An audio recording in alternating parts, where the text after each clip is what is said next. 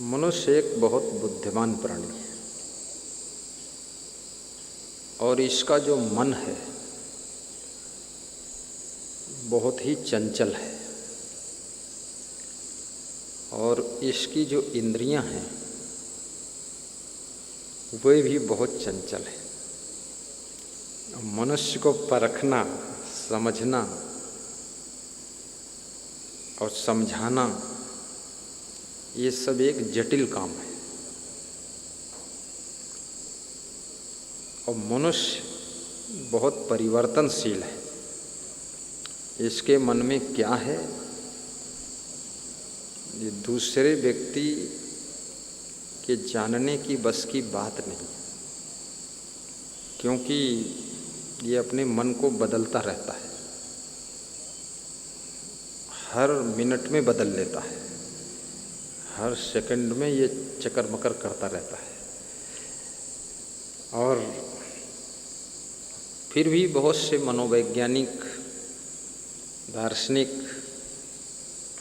और मनोचिकित्सक मनुष्य को रीडिंग करने की कोशिश करते हैं कि मनुष्य को हम पहचाने ये क्या है। और बहुत सी बातें इसकी लोग रीडिंग कर भी लेते हैं कभी कभी, और कभी कभी धोखा भी खा जाते हैं। और मनुष्य हमेशा बहुत ज़्यादा परेशान भी रहता है और दूसरों को परेशान भी करता है। ये दोनों बातें हैं इसकी, खुद परेशान रहता है और दूसरों को परेशान करता भी है। और जो परेशान रहता है वही ज़्यादा परेशान करता है, क्योंकि खुद परेशान है तो किसी को सुखी देख करके वो ज़्यादा परेशान होता है, तो सोचता है इसके भी एक इंजेक्शन लगा ही दें, ये भी हमारे जैसे परेशान हो जाए। तो ये जितने लोग दूसरों को परेशान करते हैं ये खुद ही बहुत परेशान रहते हैं। जो स्त्रियां घर में परेशान रहती हैं तो जब अपने पति को पाती हैं तो उसको परेशान कर देती है, और जो पति बहुत परेशान रहते हैं तो जब दांव पाते हैं तो पत्नी पर टूट पड़ते हैं, उसको परेशान कर देते हैं। तो कई बार लोग कहते हैं तुम हमारे ऊपर काहे टूट पड़ते अब उनको पता नहीं है कि और कहाँ टूटे। तुम्हें ठिकाना हो तो तुम ऋण पर टूटिए, अब तुम मजबूत बनो, चाहे जितना टूटे पर तुम न टूटो, गम खाओ, सहो। तो ये बहुत विचित्र प्राणी है, इसको खुश करना भी कठिन है। और अगर ये खुश हो जाए तो तुमको ये सब कुछ दे देगा, और नाराज हो जाए तो तुम्हारा सब कुछ बिगाड़ भी देगा। ये बहुत विचित्र प्राणी है। लेकिन ये प्राणी कोई और नहीं है, ये प्राणी हम हैं और आप हैं। और ये प्राणी अच्छा भी बहुत है। मनुष्य का जब मन सृजन के कार्यों में लगता है, रचनात्मक कार्यों में लगता है, तो इस पृथ्वी का, इस संपूर्ण विश्व का ये श्रृंगार कर देता है।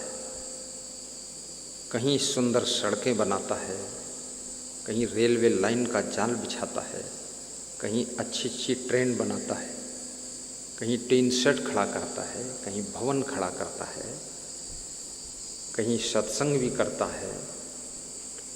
तो इसमें अच्छाइयाँ भी बहुत है, ऐसा नहीं कि सब बुराइयाँ ही बुराइयाँ, बहुत गुण हैं इसके अंदर।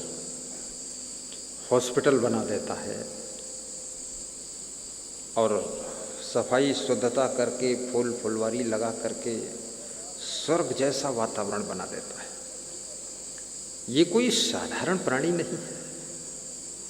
अगर इसकी चेतना जागृत हो जाए तो ये देवताओं को भी पीछे छोड़ देता है।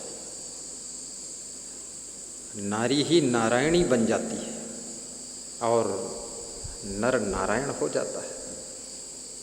राम का रूप तो मनुष्य जैसा ही था, पर मानव के रूप में भगवान बन गए।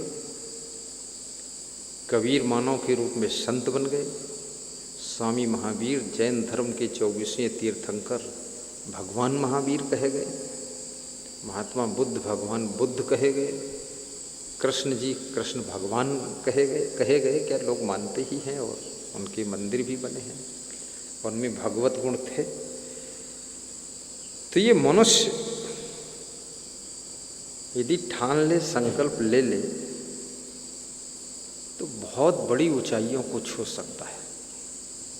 ये पूजनीय बन सकता है, वंदनीय, दर्शनीय। इसके दर्शन के लिए लोग आएंगे कि हम दर्शन कर लें। और यदि इसकी बुद्धि बिगड़ जाए तो लोग कहेंगे इसका तो मुँह ही हम नहीं देखना चाहते, और इसको देखते ही हमारा खून जर जाते।